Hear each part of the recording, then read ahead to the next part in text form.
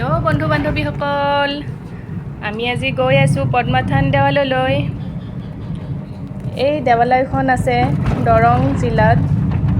আমাৰ ঘৰৰ পৰা প্ৰায় 25 কিলোমিটাৰ দূৰ হ'ব। ৰাম নৱমীত ইয়াত যজ্ঞও হৈছিলে, আমাৰ অহা নহ'ল। আমি সেয়েহে বহাগৰ প্ৰথম সপ্তাহত সপৰিয়ালে আহিলোঁ। এইকেইটাই খুব ফূৰ্তি পাইছে, দেখিছে নহয়। আমাৰ এই ডাঙৰ মুনুজনী পূৰা বিৰাট হাঁহি আছে। এই বাবুটোক দেখিছে নে কি? বাবুটো আমাৰ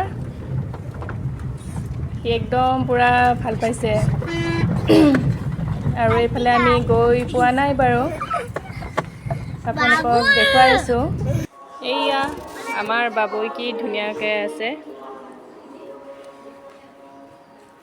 এয়া মন্দিৰৰ ভিতৰত বাবু চোৱা, বাবু চনু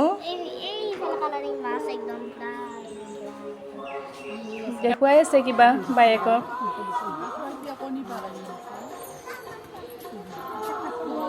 আৰু এইফালে আমি আহিলোঁ অলপ চাবলৈ, গোটেইকেইজনে।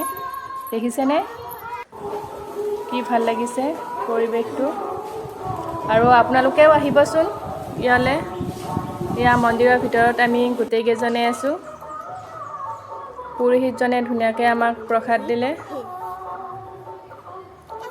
প্ৰসাদ খোৱা হোৱাৰ পিছত আমি এয়া আকৌ ফিচাৰীলৈ আহিলোঁ মাছকেইটা চাবলৈ।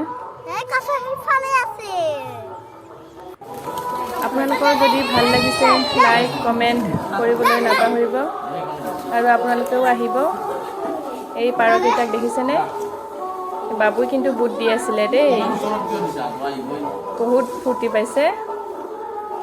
এই পাৰকেইটাই খুব ভাল লাগিছে, দেখিছে নহয় কি ধুনীয়া পৰিৱেশ।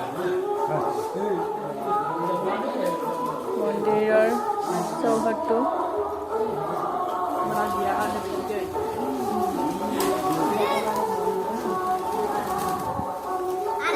পাৰকেইটাই বুট খাই আছে।